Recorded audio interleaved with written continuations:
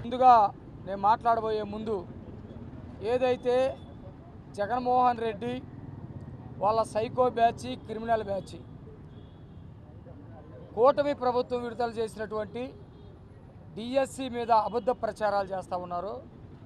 DSC కోసం ఎదురు చూసి కష్టపడి ఎగ్జామ్ రాసి పాస్ అయ్యి ఉద్యోగాలు చేస్తున్నటువంటి సాగర్ మాటల్లో 2 మాటలు మీరు వినాల్సిందిగా కోరుతా ఉన్నాను. అందరికీ నమస్తే అండి. నా పేరు సాగర్. నేను మొన్న 2025 డిఎస్సి బ్యాచ్ తరఫున రిక్రూట్ అయ్యాను. సరే, యాక్చువల్గా నా డైట్ అనేది 2017-19లో నా డైట్ కంప్లీట్ అయింది. 2018లో డిఎస్సి జరిగిన తర్వాత మేము మళ్ళీ డిఎస్సి కోసం ఒక 6 సంవత్సరాలు వెయిట్ చేయాల్సి వచ్చింది. 6 సంవత్సరాలు వెయిట్ చేశాక లాస్ట్ ఇయర్ ఆ మెగా డిఎస్సి 16,000 పోస్టులతో గవర్నమెంట్ నోటిఫికేషన్ రిలీజ్ చేసింది. ఆ నోటిఫికేషన్లో మేము అందరూ అప్లికేషన్ పెట్టుకున్నాము. మాకు హాల్ టికెట్స్ ఇచ్చారు. కంప్యూటర్ బేస్డ్ టెస్ట్ ఎగ్జామ్ పెట్టారు. అంటే అది ఆఫ్లైన్ కాదు, ఆన్లైన్ ఎగ్జామ్ పెట్టారు. ఆన్లైన్ ఎగ్జామ్ కూడా బాగా జరిగింది. ఎటువంటి అవకతవకలు జరిగినట్టు అనిపించలేదు మాకు ఎగ్జామ్లో. ఎగ్జామ్ కంప్లీట్ అయిన తర్వాత 2-3 డేస్కి మాకు రెస్పాన్స్ షీట్లు ఇచ్చారు. రెస్పాన్స్ షీట్లో అరాకొర మిస్టేక్స్ ఏమైనా ఉన్నా కూడా ఒక వారం రోజులు దాని మీద మా దగ్గర నుంచి అభిప్రాయాలు సేకరించి ఫైనల్కి వదిలారు. ఫైనల్కి ప్రాపర్గానే ఉంది. ఫైనల్కి వదిలిన తర్వాత కొన్నాళ్ళకి స్కోర్ కార్డ్స్ రిలీజ్ చేశారు. స్కోర్ కార్డ్ రిలీజ్ చేసిన కొన్ని డేస్కి ఆ స్కోర్ కార్డ్స్ ప్రకారమే మాకు మెరిట్ లిస్ట్ ఇచ్చారు. మెరిట్ లిస్ట్లో స్కోర్స్ ప్రకారం ఎగ్జాక్ట్గా మెరిట్ లిస్ట్ ఇచ్చారు. ఆ మెరిట్ లిస్ట్ ప్రకారం కొన్ని డేస్కి మాకు ఈకాల్ లెటర్స్ లాగిన్స్లో ఇచ్చారు. మా అప్లికేషన్ లాగిన్లో మాకు ఈకాల్ లెటర్స్ ఇచ్చారు. కాల్ లెటర్ ప్రకారం మేము సర్టిఫికేట్ వెరిఫికేషన్కి వెళ్ళాము. సర్టిఫికేట్ వెరిఫికేషన్లో డాక్యుమెంట్స్ అన్నీ ప్రాపర్గా చెక్ చేశారు. ఇలా ఎడ్యుకేషనల్ డీటెయిల్స్ కానీ క్యాస్ట్ ఇలా డీటెయిల్స్ అన్నీ చెక్ చేశారు. చెక్ చేసిన కొన్నాళ్ళకి మాకు ఇండక్షన్ ఇది రోస్టర్ లిస్ట్ ఒకటి వదిలారు. మమ్మల్ని ఇండక్షన్ ట్రైనింగ్కి పిలిచి ఆ ట్రైనింగ్లో ఎవరైతే రిక్రూట్ అయిన టీచర్స్ అందరినీ ఇండక్షన్ ట్రైనింగ్కి పిలిచి ట్రైనింగ్ ఇచ్చి తర్వాత ఆ రోజే మాకు స్కూల్స్ సెలెక్ట్ చేసుకునే ఆప్షన్ ఉంటుంది కదా రోస్టర్ ప్రకారం, అది సెలెక్ట్ చేసుకొని స్కూల్ సెలెక్ట్ చేసుకున్నాము. ఆ స్కూల్ ప్రకారం జాయినింగ్ ఆర్డర్స్ మళ్ళీ లాగిన్లో ఇస్తే ఆ జాయినింగ్ ఆర్డర్స్ మేము మా డీడీఓ సబ్మిట్ చేసి మేము స్కూల్స్లో జాయిన్ అయ్యాము. ఆ రోజు నుంచి డ్యూటీస్కి వస్తూ ఉన్నాము. అండ్ ఈ డిఎస్సిలో అవకతవకలు జరిగినట్టుగా మాకేం అనిపించలేదు. Thank you sir. Thank you.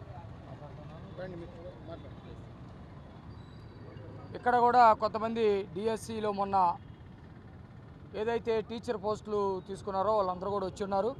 అందరికీ నమస్కారం.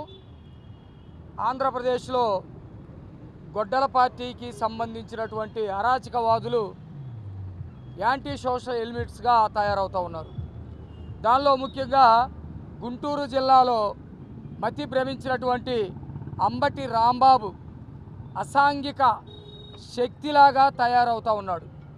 ఇతని మీద చర్యలు తీసుకోవాలని చెప్పేసి మేము కోరుతా ఉన్నాం. దాదాపు 2018లో డిఎస్సి జరిగింది. అంటే అప్పుడు తెలుగుదేశం ప్రభుత్వం ఉంది. 2019లో జగన్మోహన్ రెడ్డి అధికారంలోకి వచ్చాడు. 2019 నుంచి 24 వరకు జగన్మోహన్ రెడ్డి అధికారంలో ఉన్నాడు. ఏ రోజు డిఎస్సి పోస్టులు రిలీజ్ చేయలేదు. నిరుద్యోగుల బాధని పట్టించుకోలేదు. వాళ్ళని ఉద్యోగస్తులుగా తీర్చిదిద్దుదామనే ఆలోచన కూడా జగన్మోహన్ రెడ్డి చేయలేదు.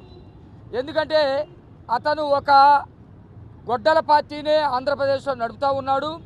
అరాచకాలు నేరాలు తప్ప నిరుద్యోగులు ఉద్యోగుల గురించి అతనికి ఎక్కడా కూడా పట్టలేదు.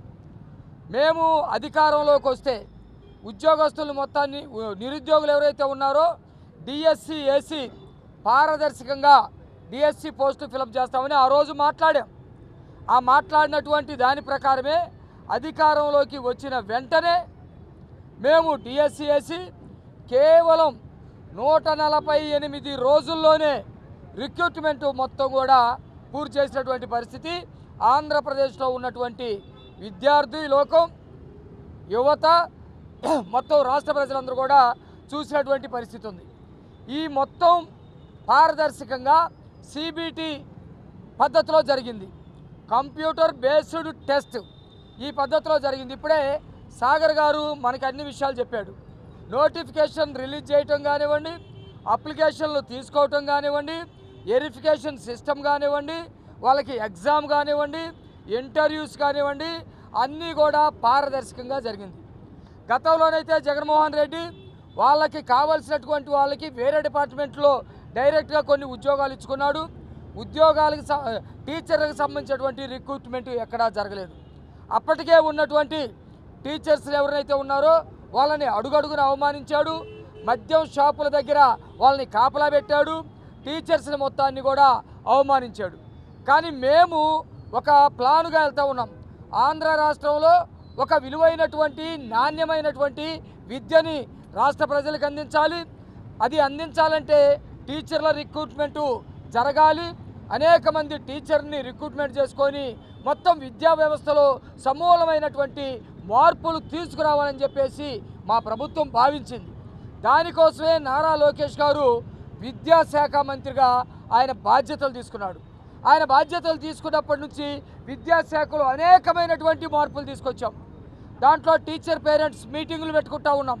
ఒక ప్రైవేటు స్కూల్లో కనుక జరిగినట్టుగా ప్రతి నెల టీచర్ పేరెంటు మీటింగ్ పెట్టుకోవటం, స్కూల్లో ఏమైనా మార్పులు తీసుకురావటం, పిల్లల ఆహారాన్ని గురించి ఏదన్నా సూచనలు సలహాలు ఉంటే తీసుకోవటం, వాళ్ళకి ప్రత్యేకంగా ట్యూషన్లు చెప్పించడం, ఇలాంటివన్నీ కూడా చేసి ఈ టీచర్ల మొత్తాన్ని కూడా రిక్రూట్మెంట్ చేసుకొని 100 రోజుల ప్రోగ్రాం ఇచ్చి ఏదైతే ప్రభుత్వ స్కూల్లో చదివేటువంటి పిల్లలు ఉన్నారో వాళ్ళందరూ కూడా సరిగా పాస్ గారు సరిగా ఉండరు అనే వాతావరణాన్ని మొత్తాన్ని బద్దలు చేసి ఈరోజు ప్రభుత్వ పాఠశాలలో చదివేటువంటి పిల్లలు స్టేట్ ర్యాంకర్లుగా తీర్చిదిద్దాం.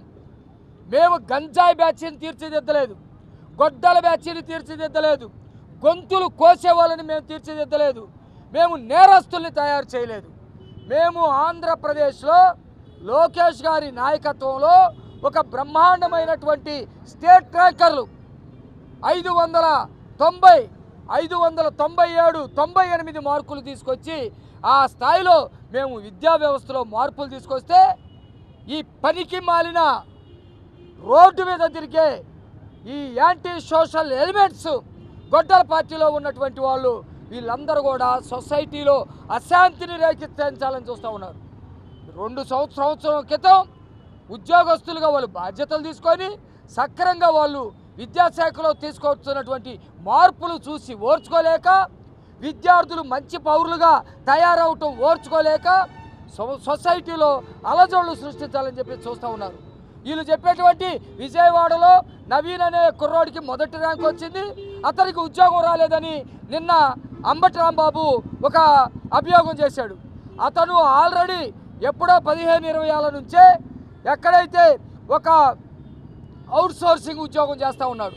అవుట్సోర్సింగ్ ఉద్యోగం చేస్తూ సర్టిఫికేట్లు మొత్తం కూడా ఆ సంస్థలో పెట్టాడు. ఈ ఏదైతే సిబిటి ప్రకారం వెరిఫికేషన్ ఉంటుందో ఆ వెరిఫికేషన్కి ఒక టైం ఇస్తారు. ఆ టైం ప్రకారం సర్టిఫికేట్లు మొత్తం కూడా వెరిఫికేషన్ చేసుకోవాలి. ఇతను సర్టిఫికేట్ తెచ్చుకోలేదు, వెరిఫికేషన్ చేయించుకోలేదు. యాజ్ పర్ రూల్ ప్రకారం వెరిఫికేషన్ చేయించుకోకపోతే అతని అభ్యర్థిత్వం రద్దు అవుతుంది. ఆ పద్ధతిలోనే బోర్డు రద్దు చేసింది. కోర్టుకు వెళ్ళాడు, కోర్టుకు వెళ్ళి రకరకాల ప్లాట్ఫామ్ మీదకి వెళ్ళాడు. అతనికి చేసిన తప్పు వల్ల న్యాయం జరగలేదు. దానికి వీళ్ళేం చేస్తారు, ఏం మాట్లాడతాడు, 421 మంది ఆటలు రానటువంటి వాళ్ళకి ఉద్యోగాలు ఇచ్చారు. ఆటలు రాకపోవడం అంటే ఏంటి, సంక్రాంతి దగ్గరికి వెళ్ళి సుకన్యతోటి డాన్స్ చేయటం రావాలా, టీచర్ అవ్వాలంటే అర్ధరాత్రులు గంటకు వస్తావా అరగంటకు వస్తావని ఆటలు రావాలా, వాళ్ళు పీఈటీ టీచర్లు అవ్వాలంటే, పీఈటీ టీచర్లు కావాలంటే వాళ్ళకి ఫిజికల్ ఎడ్యుకేషన్ గురించి నాలెడ్జ్ ఉండాలి, వాళ్ళకి డ్రిల్ నేర్పించడం రావాలి, ఆటలు ఆడించడం ఖోఖోనో ఇంకొకటో వాలీబాలో ఆడించడం రావాలి. వాటికి సంబంధించినటువంటి సర్టిఫికేట్లు వాళ్ళు ప్రొడ్యూస్ చేశారు. వాళ్ళు ఆ పరీక్షల్లో నెగ్గారు. ఆ వెరిఫికేషన్ అంతా సక్రమంగా జరిగింది కాబట్టి వాళ్ళకి ఉద్యోగాలు వచ్చినాయి. ఈ అంబటి రాంబాబు లాంటి ఈ రతి క్రీడలు వాళ్ళు నేర్చుకోలేదు, అందుకని వాళ్ళకు ఉద్యోగాలు వచ్చినాయి. ఇతను రతి క్రీడలను ప్రోత్సహిస్తున్నాడు కాబట్టి ఇలాంటి పిచ్చి వాగుళ్ళు అవుతూ ఉన్నాడు. కాబట్టి మేము ఈ విషయాన్ని చాలా సీరియస్గా తీసుకున్నాం. రాష్ట్రంలో అభివృద్ధి సంక్షేమం ఒక పద్ధతి ప్రకారం తీసుకెళ్తా ఉన్నాం. దాదాపు లక్షలాది ప్రైవేట్ ఉద్యోగాలు తీసుకురావడానికి ప్రయత్నిస్తూ ఉన్నాం. ప్రభుత్వ ఉద్యోగాలు టీచర్లు కానివ్వండి, కానిస్టేబుల్ ఉద్యోగాలు కానివ్వండి ఒక పద్ధతిలో పారదర్శకంగా రిక్రూట్మెంట్ చేస్తూ ఉన్నాం. ఇవన్నీ కూడా ఓర్చుకోలేక వాళ్ళ ప్రభుత్వంలో ఉన్నట్టే అరాచకాలు ఉండాలని, రోజు గొంతులు కోసే వాళ్ళు ఉండాలని, గంజాయి బ్యాచి ఉండాలని చెప్పేసి ఒక అలజడులు సృష్టించాలని చెప్పేసి వీళ్ళు చేస్తున్నటువంటి ప్రయత్నాన్ని మేము తీవ్రంగా ఖండించడమే కాకుండా ఈరోజు ఫిజికల్గా అరండాలపేటలో ఒక కంప్లైంట్ కూడా అంబటి రాంబాబు మీద కంప్లైంట్ ఇస్తూ ఉన్నాం. ఈ కంప్లైంట్ యొక్క ఉద్దేశం ఏంటంటే ప్రభుత్వం పారదర్శకంగా చేసినటువంటి డిఎస్సి రిక్రూట్మెంటు టీచర్ల ఉద్యోగాలకు సంబంధించి సొసైటీలో ఒక శాంతి భద్రతల్ని సృష్టించి విద్యా వ్యవస్థలో మార్పులు తీసుకొస్తూ ఉంది. దీనిని దాదాపు సంవత్సరంన్నర తర్వాత అలజడులు సృష్టించాలని నిరుద్యోగుల పేరు మీద గొడ్డల పార్టీలో ఉన్నటువంటి కొంతమంది అరాచకవాదులు, విద్యార్థి నాయకుడు అనే పేరు మీద ఇక్కడ ఈ జిల్లాలో ఒక అరాచకవాది ఉన్నాడు. అనేకమైనటువంటి సంఘ విద్రోహ కార్యక్రమాలు చేశాడు, జైలుకు కూడా వెళ్ళాడు. అలాంటి వాళ్ళని విద్యార్థి నాయకుడిగా చూపిస్తూ శాంతి భద్రతలకి విఘాతం కలిగించాలి, ప్రభుత్వం మీద అపకీర్తి వెయ్యాలని చెప్పేసి ప్రయత్నిస్తున్నటువంటి Ambati Rambabu and anti social elements మీద మేము కేసు కూడా పెడతా ఉన్నాం. దయచేసి ప్రజలు వీటన్నిటినీ గమనించాలని, ఎక్కడా కూడా ఈ జగన్మోహన్ రెడ్డి గొడ్డల పార్టీ యాంటీ సోషల్ ఎలిమెంట్స్ చేసేటువంటి ప్రచారాలను నమ్మొద్దని చెప్పి ఈ సందర్భంగా తెలియజేస్తూ దయచేసి మీరందరూ కూడా పోలీస్ స్టేషన్ దాకా రావాల్సిందిగా కోరుతా ఉన్నాను. సాయి మాట్లాడతాడు. ముఖ్యంగా రిక్రూట్మెంట్ చేస్తూ ఉన్నాం. ఇవన్నీ కూడా ఓర్చుకోలేక వాళ్ళ ప్రభుత్వంలో ఉన్నట్టే అరాచకాలు ఉండాలని, రోజు గొంతులు కోసే వాళ్ళు ఉండాలని, గంజాయి బ్యాచి ఉండాలని చెప్పేసి ఒక అలజడులు సృష్టించాలని చెప్పేసి వీళ్ళు చేస్తున్నటువంటి ప్రయత్నాన్ని మేము తీవ్రంగా ఖండించడమే కాకుండా ఈరోజు ఫిజికల్గా అరండాలపేటలో ఒక కంప్లైంట్ కూడా అంబటి రాంబాబు మీద కంప్లైంట్ ఇస్తూ ఉన్నాం. ఈ కంప్లైంట్ యొక్క ఉద్దేశం ఏంటంటే ప్రభుత్వం పారదర్శకంగా చేసినటువంటి డిఎస్సి రిక్రూట్మెంటు టీచర్ల ఉద్యోగాలకు సంబంధించి సొసైటీలో ఒక శాంతి భద్రతల్ని సృష్టించి విద్యా వ్యవస్థలో మార్పులు తీసుకొస్తూ ఉంది. దీనిని దాదాపు సంవత్సరంన్నర తర్వాత అలజడులు సృష్టించాలని నిరుద్యోగుల పేరు మీద గొడ్డల పార్టీలో ఉన్నటువంటి కొంతమంది అరాచకవాదులు, విద్యార్థి నాయకుడు అనే పేరు మీద ఇక్కడ ఈ జిల్లాలో ఒక అరాచకవాది ఉన్నాడు. అనేకమైనటువంటి సంఘ విద్రోహ కార్యక్రమాలు చేశాడు, జైలుకు కూడా వెళ్ళాడు. అలాంటి వాళ్ళని విద్యార్థి నాయకుడిగా చూపిస్తూ శాంతి భద్రతలకి విఘాతం కలిగించాలి, ప్రభుత్వం మీద అపకీర్తి వెయ్యాలని చెప్పేసి ప్రయత్నిస్తున్నటువంటి Ambati Rambabu and anti social elements మీద మేము కేసు కూడా పెడతా ఉన్నాం. దయచేసి ప్రజలు వీటన్నిటినీ గమనించాలని, ఎక్కడా కూడా ఈ జగన్మోహన్ రెడ్డి గొడ్డల పార్టీ యాంటీ సోషల్ ఎలిమెంట్స్ చేసేటువంటి ప్రచారాలను నమ్మొద్దని చెప్పి ఈ సందర్భంగా తెలియజేస్తూ దయచేసి మీరందరూ కూడా పోలీస్ స్టేషన్ దాకా రావాల్సిందిగా కోరుతా ఉన్నాను. సాయి మాట్లాడతాడు.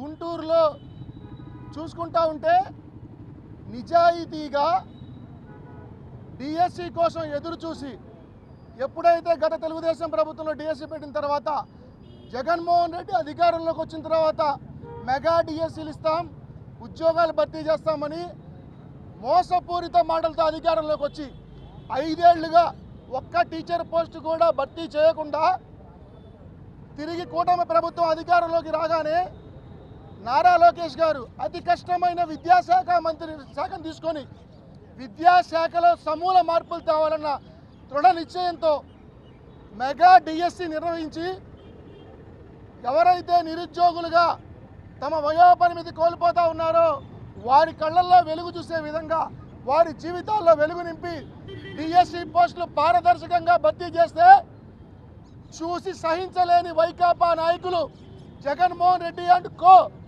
ఈరోజు పారదర్శకంగా డిఎస్సి ద్వారా ఎంపికై 7 సంవత్సరాలు 8 సంవత్సరాలు ఎదురు చూసి ఉద్యోగాలు సాధించుకున్న ఇలాంటి నిరుద్యోగులు ఈరోజు ఉద్యోగాలు సాధించి గౌరవప్రదమైన జీవితం గడుపుతుంటే please subscribe to Leo news for more videos.